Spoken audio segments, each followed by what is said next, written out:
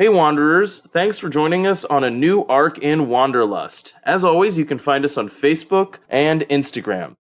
And if you're enjoying our podcast, please consider leaving a review wherever you listen to us. And now we return to Smokey Banks after our party went on a long walk to discover what lies under the town.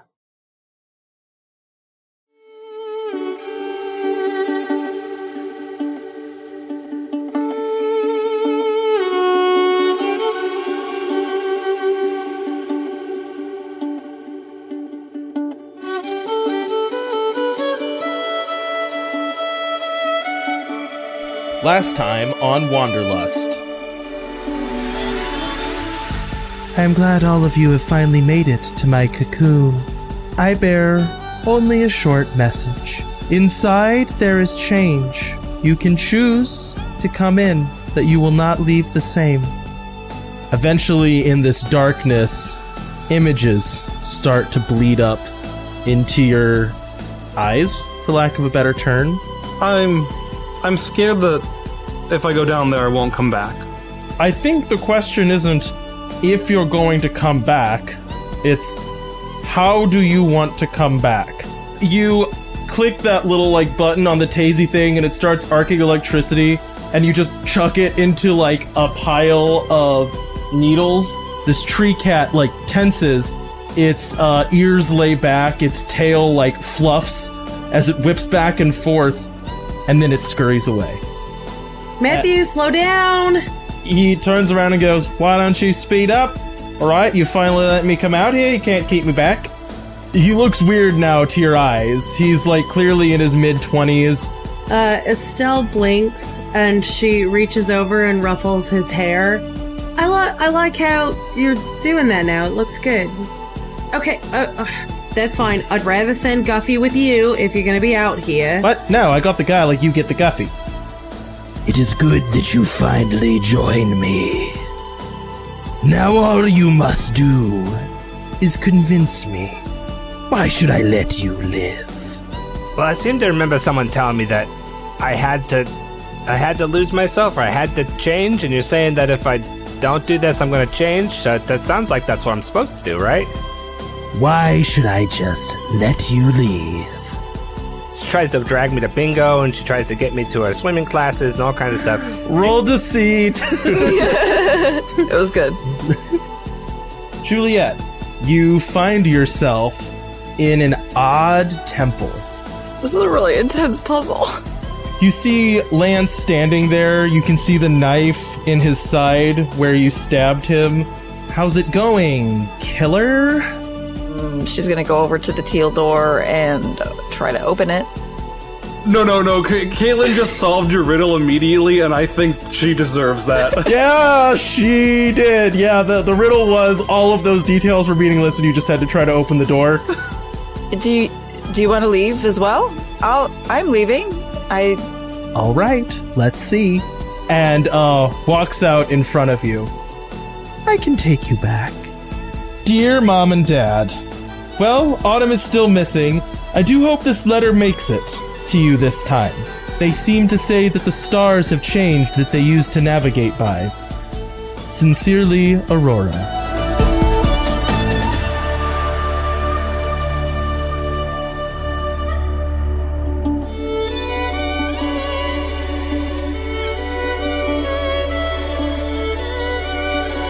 All of you have returned to a Smokey Banks that has changed.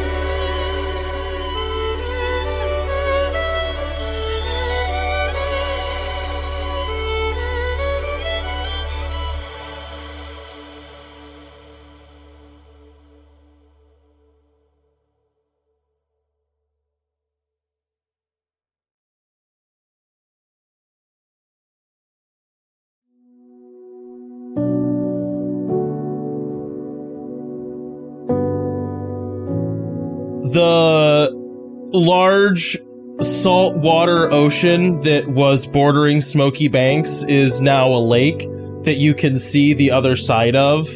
The water no longer salty and instead fresh.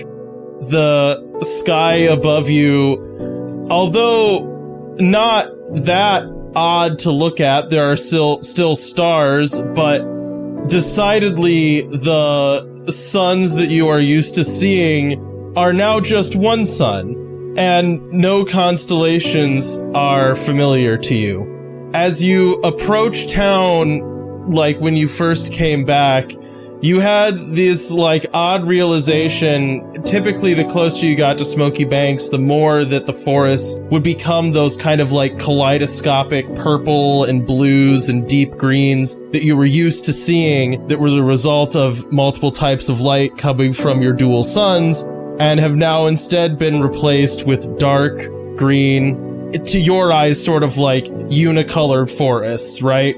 You're used to plant life growing with a multitude of colors, and instead now it is this blanket of green that comes straight up to the ruins and then to Smokey Banks. What the frick? I have a quick question, actually. Yeah, go ahead. The wilds, what color were the wilds normally? Varied. It changed. It was not always the same. Okay. You've like, the forest that you found yourselves into the last time were just green. Certainly they were not always like the multicolored forests that were typical for your world. Okay, I was just curious. So what I'm gathering from all this, it's like since the like forest colors and everything's all changed, the ocean is gone and is now a lake that's not salt water, it's now fresh water. Did you just isekai us? Oh, I'm not going to answer that question. Anyways.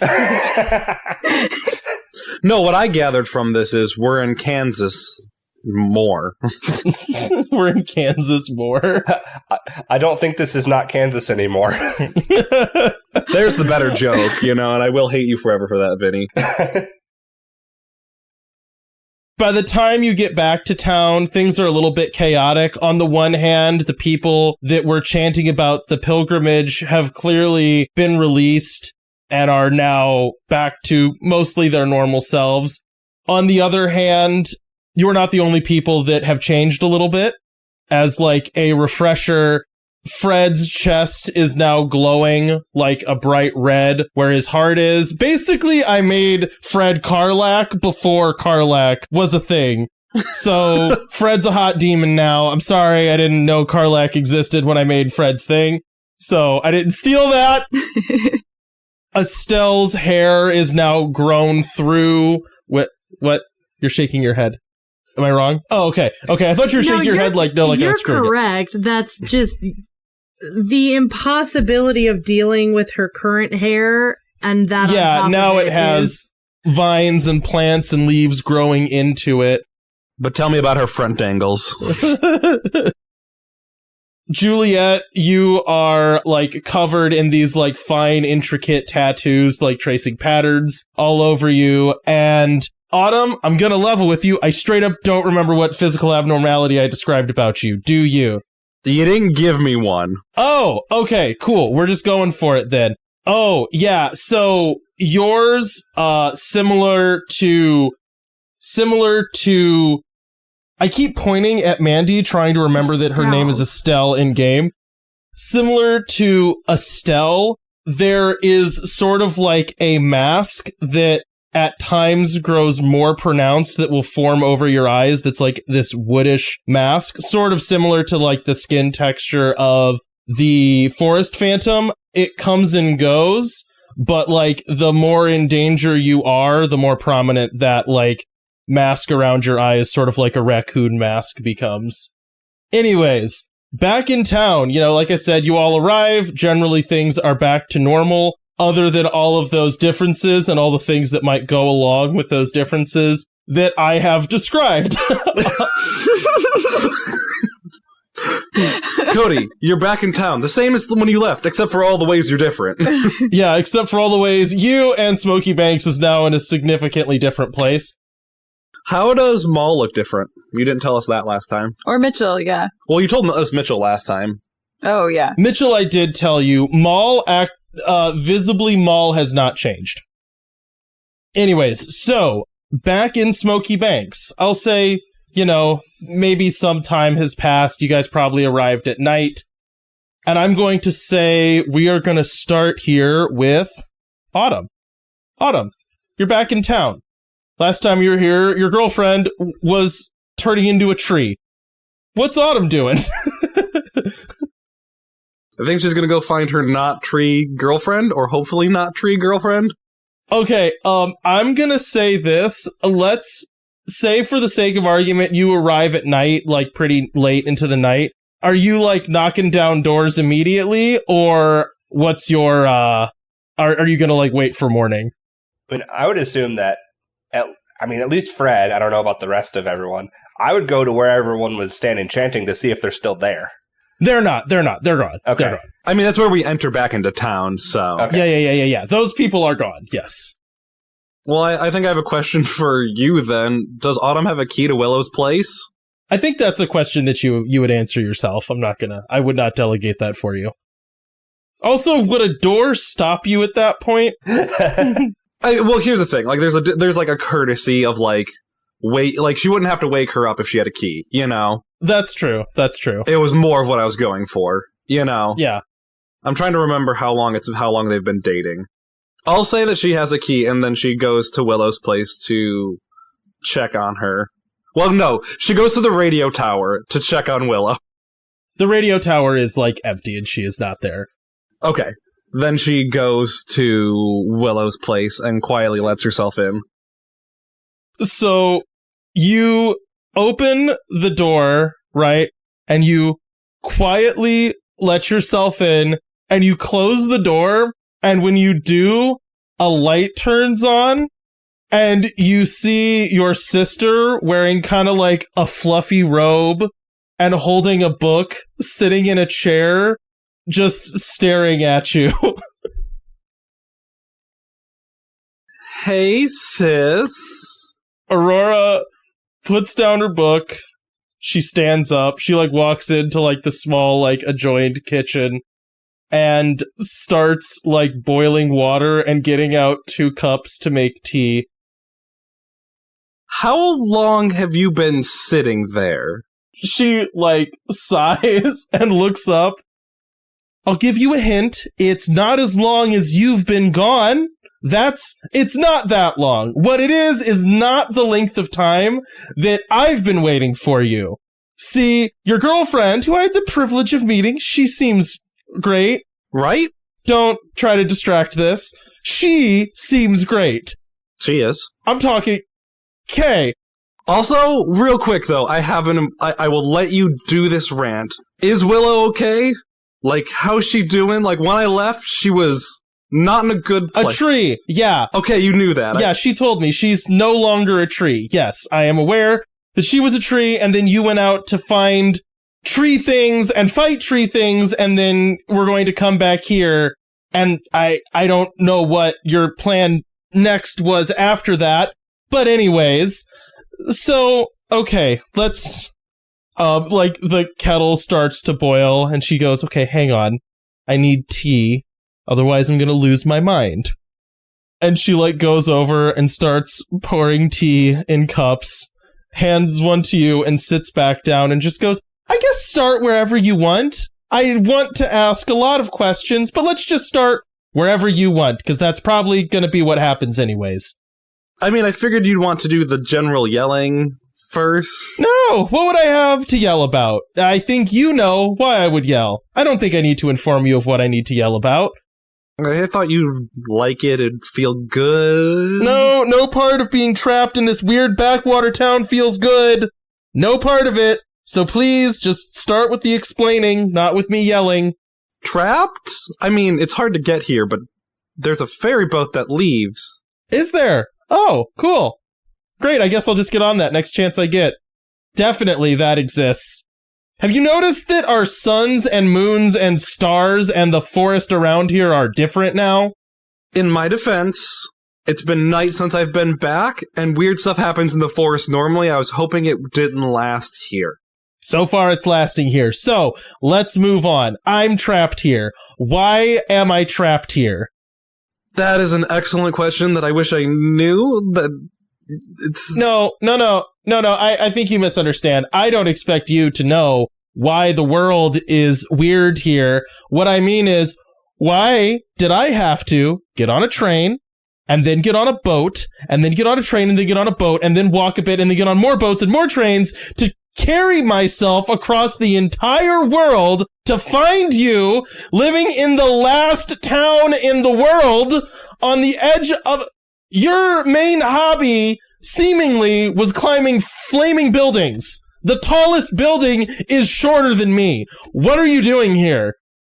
Publishing, I assume? I guess there's a really big publishing scene here with your non-existent paper mills and book publishing places or book factories. I don't even know what book factories are called.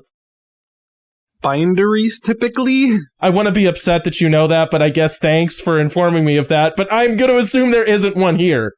But there are giant crickets, so cool, I guess. I mean, I'm technically his boss, if that means anything to you. It doesn't make me feel better. It makes me more confused. Why am I here dealing with the boss of a cricket instead of someone who used to be a firefighting book publisher? I still do firefighting sometimes when the disaster resource manager in training isn't mad at me. But I don't know what answer you're gonna find good enough. I wasn't expecting you. None. I'm not really gonna find any answer good enough. I just want an answer. It's not gonna be good. There isn't a good answer.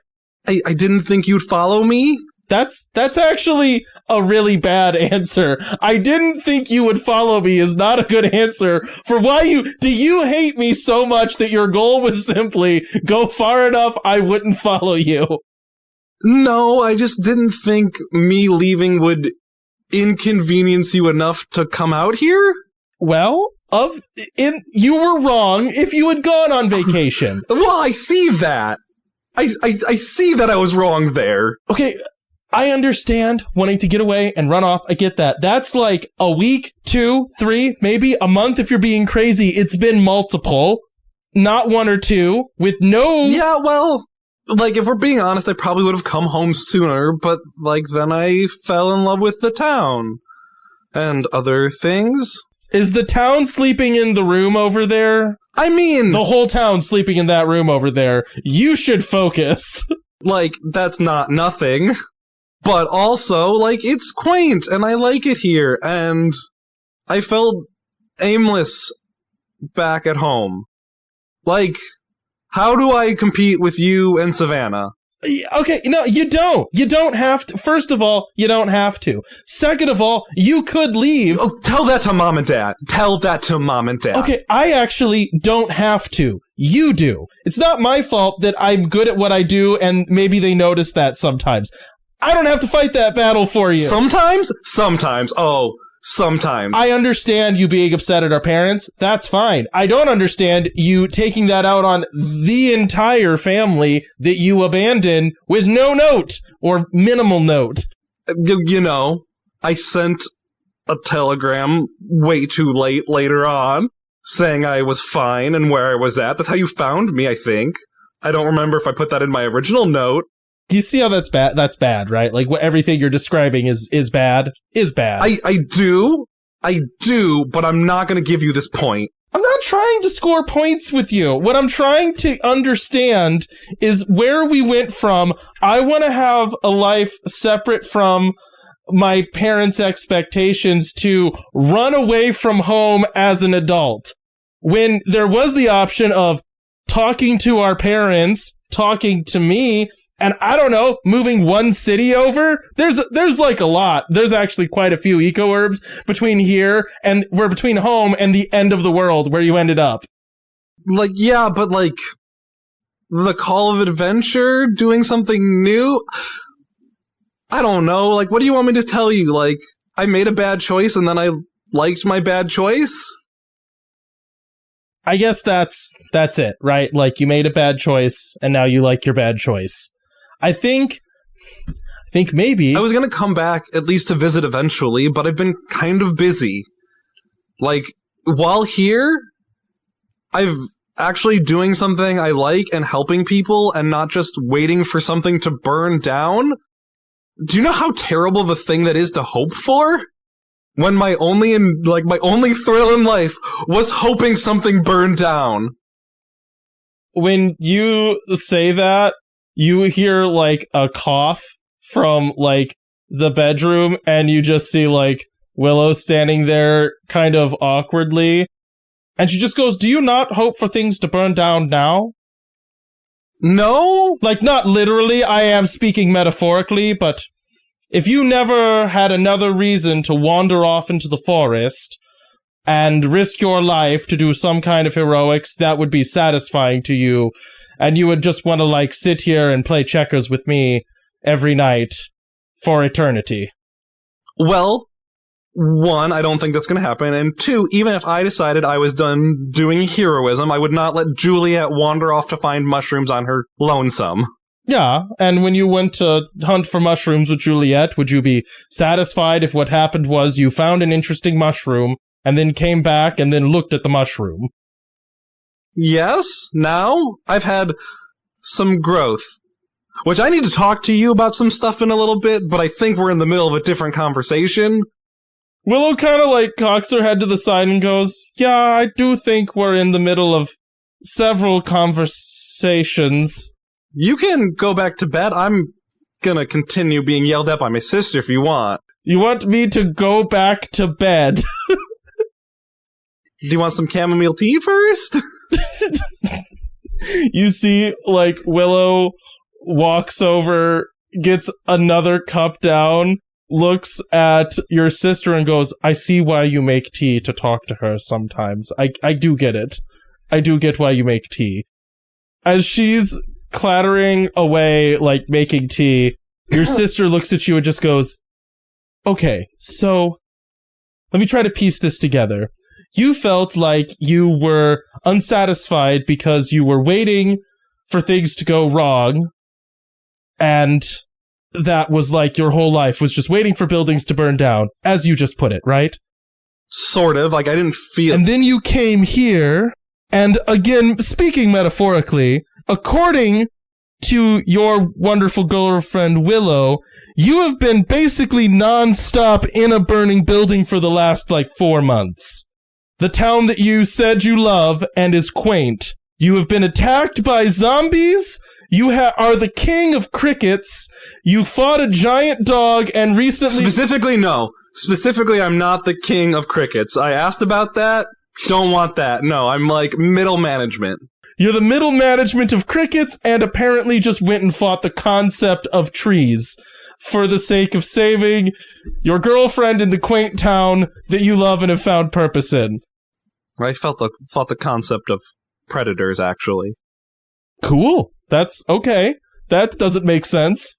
It kind of was. It was a giant wolf in the sky. It was a whole thing. I think you're still in burning buildings, is my point. I think my point is that you left normal burning buildings for insane burning buildings. I mean, yeah, but I don't have people here that make me feel like a failure. Well, I do kind of now, but, you know, but I didn't.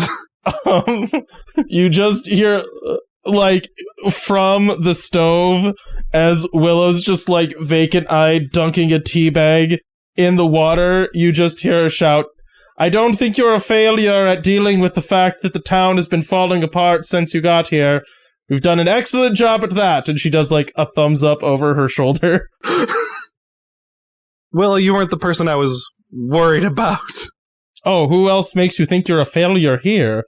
No, I said I didn't hear. Oh, you're saying because I'm here, I make you feel like a failure just by my existence as a human. You're not making me feel good right now. I've been walking... You shouldn't feel good right now! You should feel bad! I've been walking through places with absolutely zero trails for 3 days, and you're having this conversation at midnight. Yeah, that's when you decided to come back, alright? That's not really on. I didn't get to decide.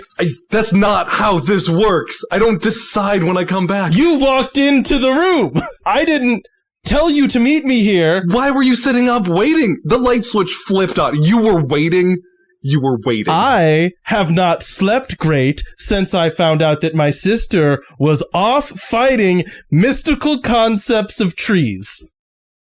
I mean, sort of. Also, this is my bed right now. I'm staying here with Willow, so this is actually my bet. This is where I've been sleeping for like 3 nights. Didn't you just get a normal place to stay? I thought it'd be nice to stay with Willow. She's lovely. I mean, she is. She's a great hostess. The room's a little small, but yeah, no, I mean, generally she's nice. I don't expect you to understand because you've always been the perfect child. And then Savannah got married and had... she just, like, when you say that, she just, like, gets up and starts pouring more tea. You can deny it, but every time I go home, it's when are you going to have a successful career like Aurora? When are you going to have kids like Savannah? When are you going to, like, do anything of note? Like anyone? Well, I think you've done something of note now. I think, okay, look, I understand you being insecure about the more traditional... Do you? Do you? Miss, I got straight A's, found the perfect job, and now, like, what do you do now? Like, are you, like, manager to the manager's managers? Yes, I understand my job is complicated, that's fine. It's also not my fault, alright? I didn't do that to you. I did that for myself. And I think it's fine that you didn't. And I get that our parents maybe don't super feel that way about it. But, again, an argument you should have had with our parents, not at my expense. Because I want you around. It didn't have to be your expense. You could have sent a letter back. Willow would have gotten it to me, and she would have read it to me probably personally and immediately. Like, she is the telecom person for the entire town. I spend most of my downtime in her telecom room. As a side note, you do not have the ability to send, like, instant messages between all eco-herbs yet. That's relatively new and not... I thought it was more like there's like a telegraph. Kind of, but it is as hodgepodgey as a telegraph network probably would be. She has like one person she can talk to consistently. I'm just saying, Willow is on the cutting edge of technology. She has let Autumn know that many times. I'm pretty sure if anyone has IM, it's Willow. I think maybe what I am frustrated about, aside from the obvious, is it sounds like you left a life where you frequently ran headlong into danger to lead another life where you are still running headlong into danger and still seem kind of conflicted about that being what you're doing. I get why you wanted to be here. I get you meeting someone that you like. That's all fine. What I don't get is why you had to go so far, why you didn't tell us, and why that is somehow because of me. I think it's because of you. And I'm not saying that's necessarily a bad thing, but it's not because of me that you felt like you needed to run off. It's because of you. That's what I'm getting at here. I understand what you're saying. And yes, it is because of me. But I went so far and didn't tell you and felt like it was because of you because I've been living in your shadow for so long. And it is a large shadow because you do really well. And I'm proud to have a sister like you. But it's also really hard for me when I am driftless and aimless and I don't know what I'm doing. And I know you didn't ever make me feel like this on purpose, and it's a lot coming from me. But I didn't want to talk to you because I know you'd talk me out of it, and then I'd just still be at home and unhappy. And I went so far because I didn't want you to just come to the next city over and drag me home. I thought, and I guess I thought wrong at this point, but I thought you wouldn't come out here and I'd have time to like figure things out.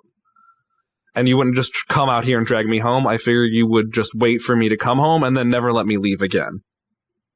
But I figured at that point, I'd know what I wanted to do. And I'm sorry. I should have been better. I should have talked to you. I should have talked to Savannah. I love you both. And it was wrong of me to leave without at least talking to you guys first.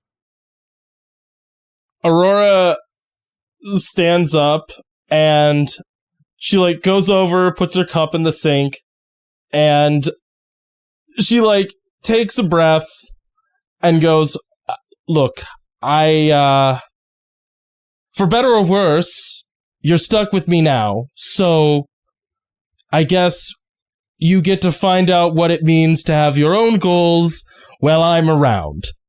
That being said, I don't want to say that it's not a valid thing to feel like you're always in someone else's shadow. I get it. But I don't think that shadow has to follow me here. I don't think you have to feel like you're in a shadow because of me. I don't think that has to be the case. I understand probably our parents did not help. They really didn't. But I'm here now, and you're going to have to still be making your own decisions for what you're doing and why, until I guess things change a lot. Because as it is right now, I tried to get on a boat, or tried to send a message on a boat, they can't leave. They end up on rivers that don't go anywhere, and they end up back here, or they end up someplace strange. Apparently a couple of captains have gone missing. I guess things are getting pretty weird. But, all that being said, I guess if you're going to be in trouble, which I think you're going to be in trouble, I would rather be here with you while you're in trouble. And then she kind of like looks awkwardly at Willow and goes, well, probably not here. Anyways, I'm gonna go find, I guess, a different place to stay. Do you want the key to my apartment? I think I want the key to what's now my apartment, yes. And she comes over to you, grabs your key, gives you a hug, and leaves. Hey, darling, I know we haven't talked about this, but how do you feel about me moving in with you? Willow finishes her tea, sets it down, and just goes, why don't you come to bed, and we'll talk about it tomorrow? I was hoping you'd say that.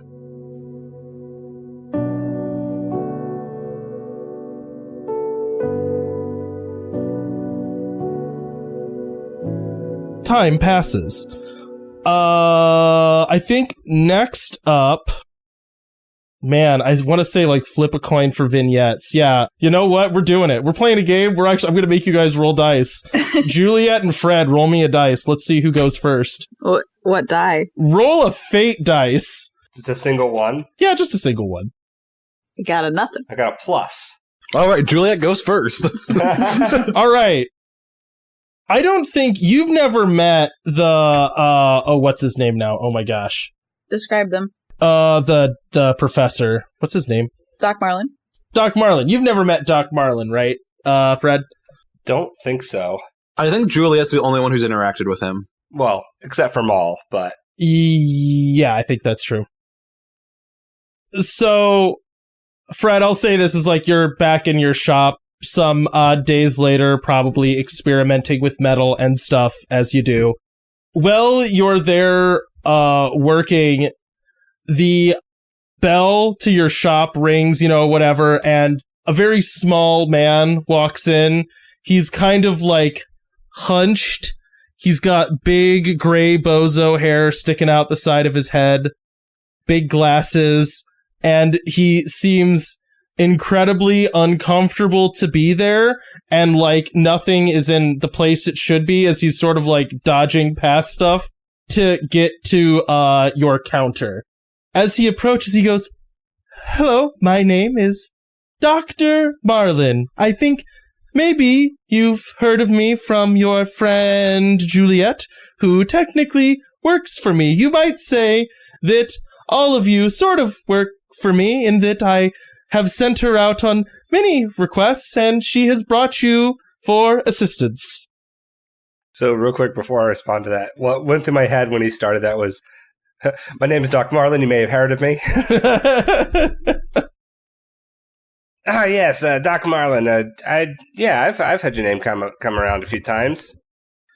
Real quick, you have the worst voice for bronchitis. I do. It's bad. I want all of our listeners at home to know how much effort Vinny's going to have to put into doing this voice while sick.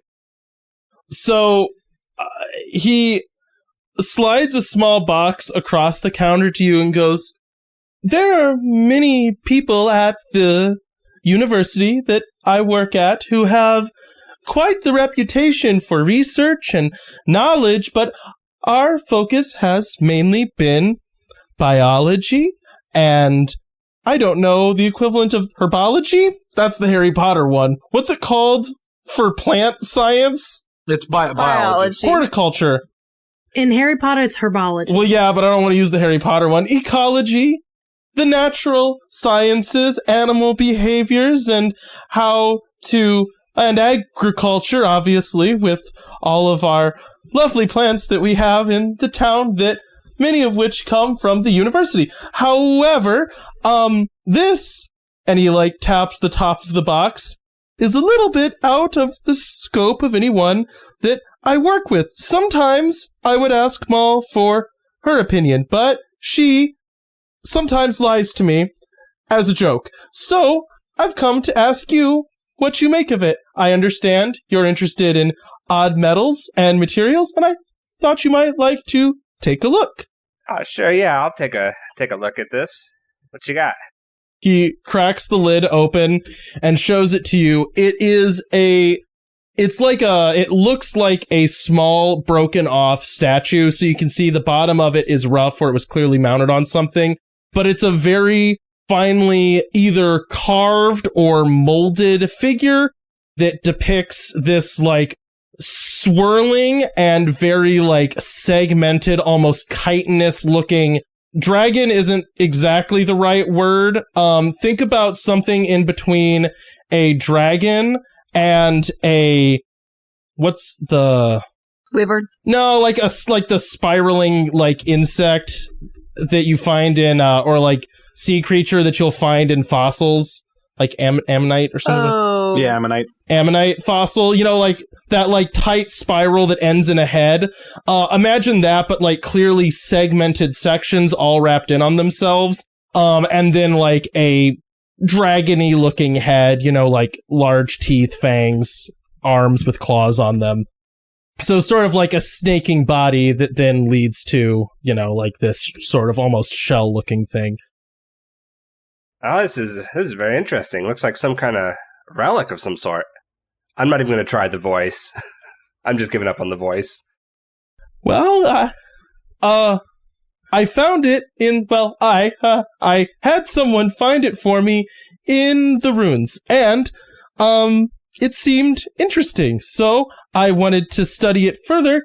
Obviously, I've not seen an animal like this in real life, and, as runes go sometimes, or as relics, things from antiquity go, you can't always trust that people are depicting the creature honestly. But given some of the odd creatures that we've seen, I thought it might be related. Well, let me see what I can figure out about this, and Fred's gonna lick it. I was gonna do something where I was gonna lead you into this ability that you have of putting things in your mouth, has you be able to detect things about them, and you're just like, no, I'm going for it. I figure I'm guessing that Fred kind of figured that out through osmosis on the way back somehow. Let's say he was, I imagine he was picking his teeth with his axe one time and then had some weird sensation on it as you could feel the history of him making it. It's what the hell? And then started testing it with other things. But he was a toddler the rest of the way home. Exactly. Redoing the oral phase. As soon as you start putting it towards your mouth, you just hear Marlin go, no, don't, why would you possibly, what could you learn from the tape? And then it goes in your mouth and your vision just goes blank.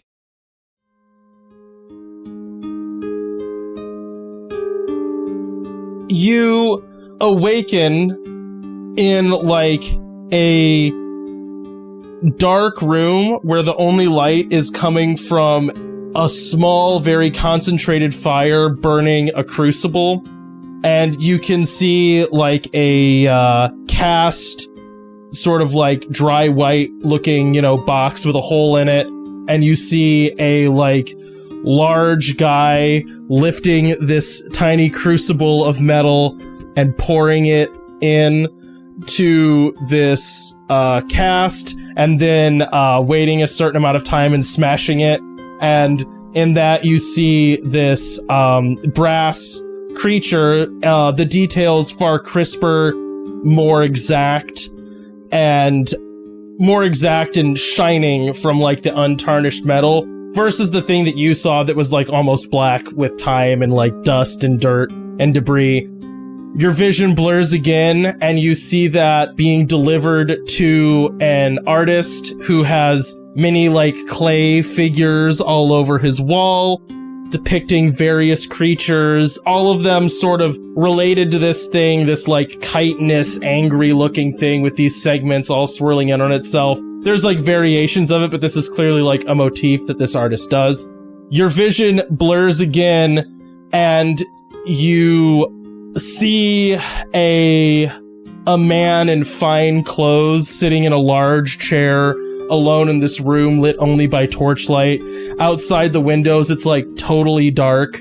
There's like a plate of food with some like scant bits of food still left on it, and just this statue like staring him in the face as he like picks morosely at his dinner, just staring at this like spiraled chitinous statue with this angry face on it.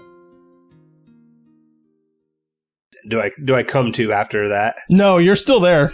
Oh, I'm still there. Yeah, Oh, okay. yeah, you're just like that. That is the place that you have found yourself in. I think Fred's just gonna keep watching for a bit. You see this guy like sort of pick at his food, you know, on like, you know what, actually go ahead, I'm gonna have you play the game, man. Roll me some kind of investigation perception check, you know. Okay, I roll notice. Notice works. 1. Awesome. You notice that his clothes seem way too big. Like, he does not fit well into them. The chair almost seems too large as well. And yeah, even though he has like a somewhat full plate of food in front of him, he seems disinterested in eating it as he's just like grumpily staring at this statue. Eventually, he lifts himself to his feet. You can tell he's like a little bit shaky as he does, and picks it up and stares at it. And just, you hear him grumble to himself, "No idea what they're talking about." And then sets it back down and paces around this little dining room. This might be wild, and this probably won't do anything. But Fred's going to try to say, "Don't know who's talking about what." When you say that, he looks up at you and goes, "Oh, finally, you have decided to grace me with your presence. Please sit down. I will have them make you a plate of food for the feast." He says that, like, dripping with irony and discontent. As he says this, you see a person walk out of a side room and deliver a very, like, meager plate of food to the table. And opposite of him, so, like, the statue's in between the two of you. There's a seat across from him, and he's sitting, like, closest to the fire. So, am I, like, corporeal in this vision? Like, he can see me? I mean, you can find that out yourself, you know, but he answered you. Can I see myself? When you look down at your hands, you don't recognize them. They're different. Oh. I would say the skin tone is, like, very, very pale, near translucent, similar to this guy who's sitting in the fine clothes. You yourself are wearing, like a purple robe belted with, like, ornate leather. So, yes, you are corporeal in a sense. Yeah, I guess Fred will go sit down and start picking at the food. When you sit down and start picking at it, living in the eco-herb that you do, food is incredibly important and something that everyone is involved in. It's preservation, it's growth, how to kind of like handle a full cycle of keeping an entire population fed is something you all share responsibility in. This is maybe a 500 calorie meal that you're eating for dinner, which strikes you as odd in terms of like, oh, that's not enough. You know what I mean? And he said feast, and the food is somewhat spoiled. Like, you can smell it, that this food is not really good. It's sort of good. There's like a lot of seasonings to try to mask it, but this is clearly about to turn, you know? But as you sit, he goes, "The finest we have to offer." I kind of want to do an insight on this guy. Go for it. Oh, not great. That is a 1. I kind of want to figure out how... Because, I mean, you said something he said was dripping with irony. How, like, sarcastic and ironic is he being right now? He just said you're eating a feast, and he is clearly starving, and it was just served a plate of half-rotten food. The irony being here that apparently a feast for him is a scant plate of rotting food. But he's wearing very nice clothes that no longer seem to fit him, indicating that this is a recent occurrence. Those clothes he's wearing used to fit. Now they don't. Gotcha. Yeah, times are tough. Fred's trying to get through this without saying as little as possible because he doesn't know what's going on. Yeah. The man looks up at you and goes, "Don't I know it? Me better than anyone else, and yet I get gifts like this from artists thinking they're making some kind of point." When I look down at myself, do I also seem unnaturally skinny and don't fit in my clothes? You're hungry. Yeah, you're hungry. Okay. Like, you feel hungry. Like, not in okay. Fred doesn't, where you are at right now, the body that you're in, as soon as you think about it, you're starving. Right. Yeah, it looks cool, but doesn't fill the stomach, that's for sure. There was a time, it was a great time, wasn't it, recently, when, anyone who lived here could have the luxury of creating jokes and barbs at me and at my expense, and I welcomed it. Of course, I can take all of the snide comments made in backhanded ways from every artist and street performer and clown in the kingdom. But now what? Now, I've done my best, and we're still starving. And do they think I don't know? So what? Am I the dragon? Is the dragon the thing that's killing us? Why exactly do you think the greatest metalworker and the greatest sculptor would work together to immortalize this gift for me in something that would stand the test of time?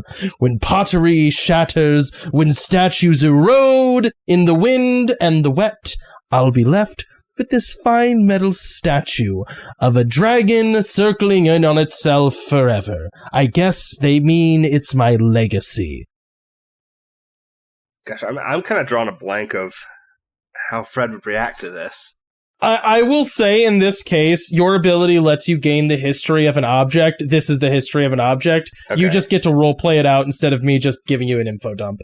Gotcha. Okay. So you can be as quizzical as you want. I will say this, you're not going to retroactively break time. This is not a you step on a fly and then Smokey Banks doesn't exist situation. This is a you're talking to a dead guy situation. This is the scene in the Dungeons & Dragons movie where they're asking 5 questions. Not, I step on a fly and now the world is populated by bug people. It's not going to be that. Okay. 1, the world is already populated by bug people. 2, I want you to be gutsy enough that if Vinny makes the wrong decision here, Smokey Banks doesn't exist and the game's over.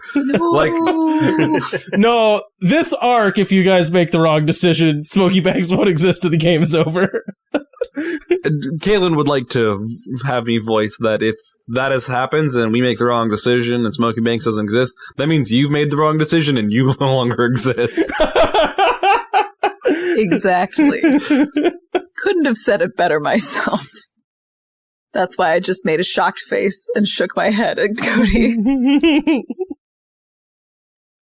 It does seem like a bit of a cruel joke there. Cruel. I think the times are cruel. And I ask you, how could I have known? How could I have known that our kingdom would be cursed, or whatever has befallen us to make weather patterns change drastically? I don't control that. To make us beset by creatures straight out of our nightmare, worse than anything these sculptors can come up with. To make our lands suddenly incapable of growing crops, to make our trade allies vanish. I don't know what has brought us to this place, but I guess they think that I've become some vile little twisted dragon. Maybe it's a challenge. Maybe what they're saying is, if I was fierce enough, I could protect us with my shell and scary claws. Well, if it's any consolation, I think you've done a good enough job, but it's tough when stuff like this happens. I don't. I mean, what were we supposed to do? The curse of leadership, I should have seen it coming, I guess. I should have stored more food. I should have not angered whatever witch brought us here. I guess I should have been less wicked in my youth. I should have done something differently. But ultimately, whether I'm a twisted dragon, a monster, forever circling himself, or whether I am just a man, it is my responsibility because it is my kingdom. And I will be the last one fed, I am sure, while all of my subjects hate me for it. He leaves such dramatic pauses. Part of the job description. You could say that next. You leave such dramatic pauses. I mean, it's no sense worrying about what you could have done different. It's all about what you do now, right? Isn't that the truth? So what should I do now? And he claps his hands, and you hear shouts and scrapes as two men are thrown in the room. They're both beaten, bloody. Clearly they have like broken bones, and they're drug up to their knees by men armed with these like heavy clubs made of like very finely like chiseled stone. So the club heads themselves, they look sort of like a mix between a hammer and a club. They don't have that fine of a head, but it's like wooden handle club with very beautifully carved heads on them that seem to be dripping red at this point, like as if they have been used recently. The two men brought in are the sculptor that you saw and the person that like cast that sculpt into brass or did I say brass or copper? Whatever. Into metal. They've both been beaten and are pushed to their knees by the table. This man in his ill-fitting fine robes looks over at them and then looks at you and goes, "So what do I do with these two that have given me insult in my darkest times?" And with that, your vision fades out as you see like hammers raising and winks back to your shop.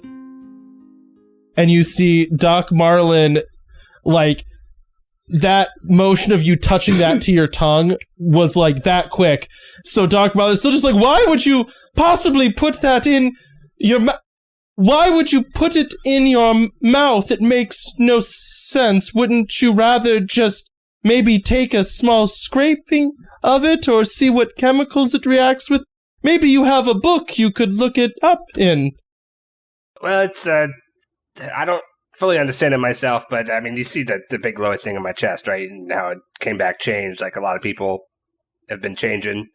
I kind of learned on the way back that if I taste a thing, I can kind of learn the history of it. I just kind of had a big old history lesson about this object. Doc Marlin, like, kind of, like, reaches up and just, like, starts grabbing it from you, like, okay, sure, you have a history lesson with it, got it. And he's like, do you let him have it or do you hold on to it? I let him have it. He just kind of, like, snaps it back from you and puts it in the box and snaps it shut and goes, bring me the big history lesson you just learned by licking it at once. And, like, as he backs out, you can see him, he's, like, bumping into stuff and scaring himself as he's kind of seemingly noticing your glowing chest for the first time and you talking about being changed. And, like, as he backs out, you hear just, like, a howl off in the woods, which is not uncommon. Like, you guys live near wilderness. And when that happens, you see him, like, jump, stare at you, stare out the window, and just, like, bolts. He just runs. What an interesting man. I'll have to talk to Juliet about him at some point.